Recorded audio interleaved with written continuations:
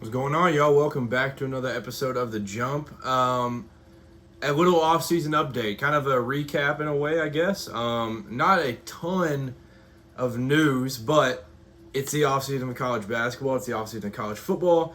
A lot of chaos. I'll do more college football-focused episodes here in the very near future as we have the crazy news. I mean, we have the Mike Leach thing going on where they just changed the rule for the Hall of Fame, which I think was deserved. Some people had a problem with it, but between that, between Greg Sankey losing his mind and threatening to leave the NCAA, all of that chaos is what we like in the offseason. Also, EA Sports College Football 26 will be coming soon. But before I get into all of that here in the coming weeks, let's talk some college basketball offseason news. So since the last episode I had done, they had the deadline for the NBA draft combine, whether you were choosing to go or stay, and a lot returned to college, and there's a massive name that I did not expect to come back. I'll get to that one here in a minute, but I first need to mention Yaxel Lendeborg. So this is a guy that Kentucky, like a lot of schools went after. Auburn was ready to offer him, I think probably Mayer, I'm not real sure, but they were ready to offer Yaxel a bag. He ends up picking Michigan over all the other schools. Obviously, got a hefty check. He's definitely not hurting for money. We'll just put it that way. But people still thought maybe he'd stay in the draft, even through all of that. But I think the money and more specifically the playing time and the opportunity to play for a guy that just did what he did with Danny Wolf, you can't turn that down if you're Yaxel. So I think he wasn't guaranteed the first-round pick that he was necessarily wanting. And this is life-changing money that he's about to get NIL-wise from Michigan. So can't necessarily blame the guy. So a transfer from UAB, one of the best players in college basketball last year, one of the most efficient, one of the best overall players, ends up going to Ann Arbor, and it's going to be a super fun team. He's got Elliot Cadeau running the show for him, but Yaxel's going to be a super special player. I'm excited to watch that. And Michigan's going to be good again. I have them 11 in my way too early top 25. I'll get to that here in a little bit too. But such a super significant name. And that was kind of one of the early ones. There was PJ Haggerty and Yaxel, which were the big ones. But, outside of that, Tahad Pettiford returning to Auburn. This is the only returner that Auburn gets. And Auburn loses some staff members. They lose Coach Pruitt in the offseason. I want to say they lost a couple others, but they obviously return Pearl and Pearl, two very important ones. But with Tahad being the only returner, this is his show at this point. They lose so much, but what they're able to bring in, I think Elijah Freeman's going to be one of those D2 guys that you're going to be like, all right, yeah. Murphy's going to be amazing. Keyshawn Hall is going to be amazing. One of the best players in the Big 12 last year. Auburn's going to be very good. It's just how are these pieces going to mesh together? Because last year, I honestly thought, obviously Auburn was a really good team, didn't really have any flaws at all, and you could make arguments for a bunch of different things. But I think, honestly, just the continuity that they had with that group last year and just kind of the familiarity with each other was the biggest piece for them. And with this group not playing together at all, it's going to be interesting. That's the best way to put it. And for that reason, I had them 15 in my top 25. But they could obviously be way better. They could be way worse. Not 100% sure. So, but Tahad Pettiford coming back, he's going to be an absolute blast. That's the best way to put it. Like, he had so many highs and lows last year. I can see those highs being a lot higher and more consistent next year, just from another year in the system and another year under his belt in college. And there's going to be things going into next year that he's going to have that he didn't necessarily have, just different tools like that. So super excited to watch Tahad Pettiford next year. In the same state, LeBaron Philon. So this is the one that I was referring to where I was like, man, a shocking move. Not that he was guaranteed to be a first-round pick by any means, but I thought he was going to go draft. I thought for a while he was going to be a draft lock, but he ends up coming back to Alabama, and that moves Alabama from top, like 20 to 25 to guaranteed top 15. I have them 13 just because I'm still a little hesitant. It's just a lot of changes. But outside of LeBaron Philon, like, this offseason was disappointing for Nate Oates. And Nate Oates, which is a ton of respect for Nate Oates in this Alabama basketball program, because they're at a level now that this is a disappointing offseason where Taylor Bobowen and Jalil Bethea aren't enough to get excited for. So it's incredible to see where Alabama's come from the Avery Johnson days to now here. What Nate Oates has done is amazing. But Aiden Sherrill, Wrightsell, there's going to be some really good pieces that are returning, just not the Mark Sears of the world, obviously. But Philon being back, going to be one of the best players in the SEC next year, and they're going to be special. And he raises the ceiling of this group a ton, in my opinion. Final Four caliber team at this point, with a guy like LeBaron Philon being out there running the show. The ceiling's almost endless. Milos Uzan comes back for Houston. The point guard, the leader, ball handler, kind of the last key piece for this group. And, this solidified Houston as a top 2 team, in my opinion. And whether you have a 1 or 2, I'm not going to argue with you. I personally have them 2. But the retention is crazy, and what they're bringing in, I think Chris Senak's going to be an outstanding player. And I'm just super excited to see Houston next year. Obviously, losing Roberts is going to hurt and Cryer, but being able to retain the rest. Arsenault, I think, is going to be good at NC State as well. I think that's an underrated pickup. But all the guys that are able to come back, Tugler, Sharp, now Uzan, it's going to be a special group. Houston is going to be a very, very good team in the fall, winter, early spring. And then lastly, out of the big names, Otega Oweh coming back to Kentucky.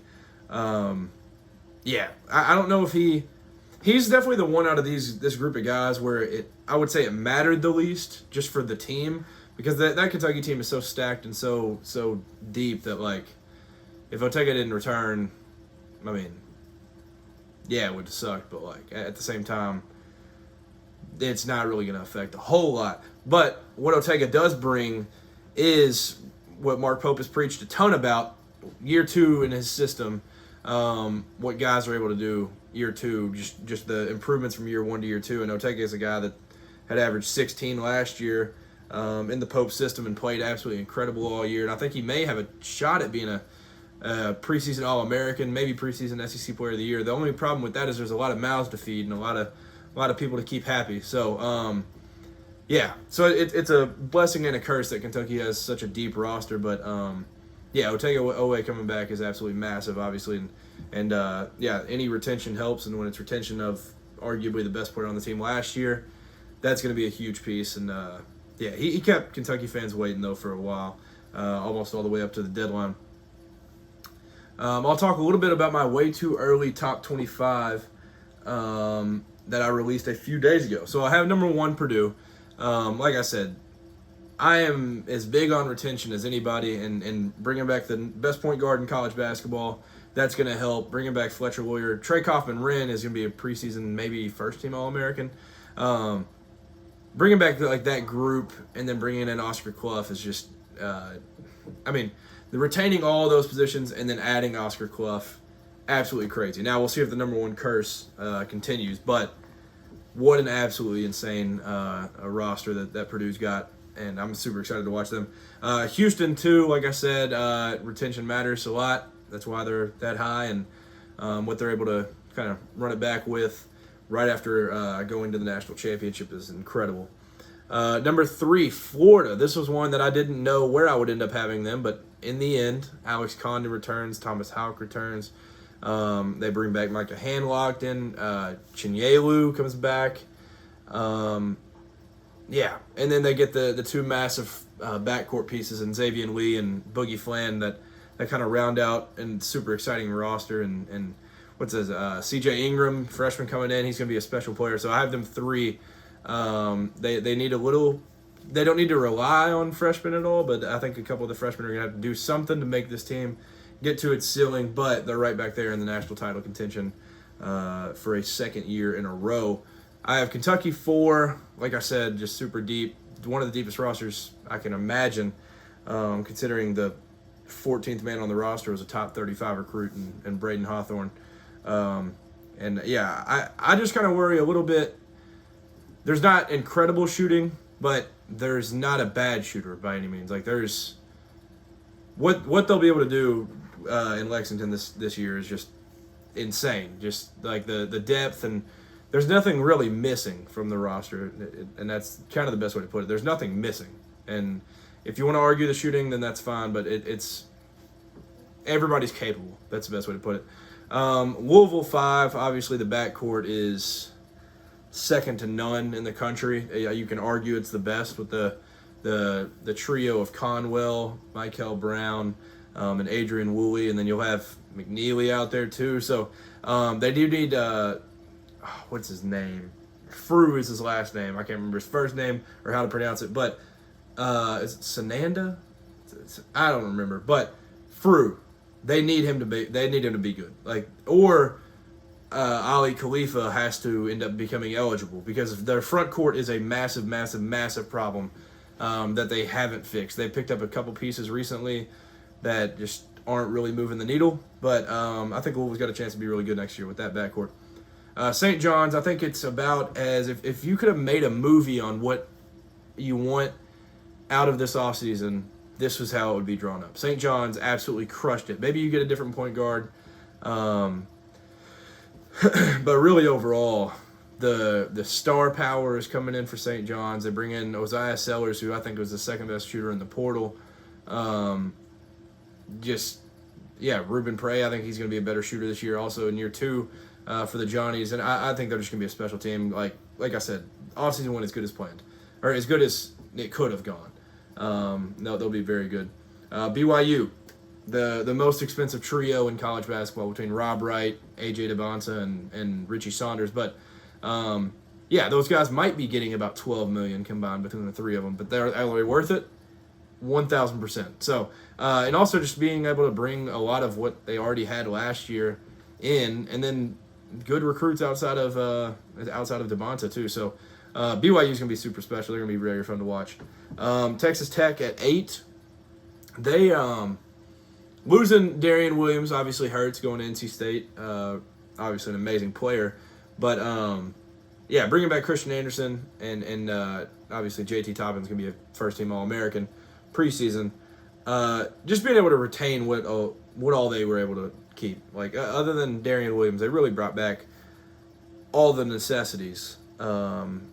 And then, they'll be a super good team next year, and Texas Tech's gonna be awesome. UConn at 9. I am a fan of the Silas Demery pickup. Almost too big of a fan, I'd say. I think he's gonna be a super special player. This all comes down to kind of the returners. I mean, like, who's gonna end up being like? How good is Terrace Reed gonna end up being? How good is Alex Karaban? Is Alex Karaban gonna be this past year Alex Karaban or 2 years ago?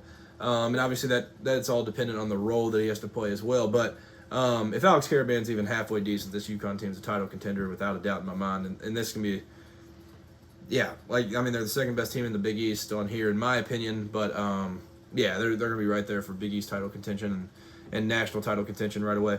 And then at 10 I have Duke. This one is, obviously a loaded freshman class, but then, like I said, I've said it a ton. Retention matters, and obviously they didn't bring back Cooper Flagg, Con Knipple, or Malawach, but like Patrick Ngamba, Caleb Foster, Isaiah Stewart, or not Isaiah Evans. Wait, hold on. Yeah, Isaiah Evans.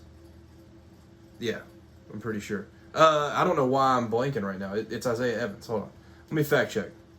It's midnight. Hold on. Isaiah Evans. Yes. All right. Isaiah Stewart's the boxer for the Pistons. Isaiah Evans. Yes, exactly. So then the freshman class coming in, Dame Sarr, FC Barcelona, incredible pickup, especially this late in the portal. Or I guess that's not even portal. It's just Euro, like foreign transfer. But whatever. Amazing pickup. They lose Cedric Coward. He ends up staying in the draft, but they get Sarr. They're going to be super, super good. And I think Duke's going to be – I'm higher on Duke than a lot of people are. I think the freshmen are back entirely. I think there was a couple of years where COVID kind of messed up the freshman classes. But I think now, after watching freshmen last year, I think freshmen are all the way back, and Duke's going to have some of the best of them. And then to round it out, I'm not going to talk a ton about these just because – I mean, they're not in the top 10 for me personally, so I don't need to go in depth on them a whole lot. But Michigan at 11, 12 Arkansas, 13 Alabama, 14 Michigan State, 15 Auburn, 16 Illinois, 17 UCLA, 18 Kansas, 19 Creighton, 20 Gonzaga, 21 Arizona, 22 NC State, 23 Tennessee, 24 Iowa State, and 25 Indiana. I think that is a little biased, but I think that's the most perfect top 25 I can imagine right now. Let me know what you all would change in that top 25, and I just wanted to hop on here real quick and just do a little off-season update type thing.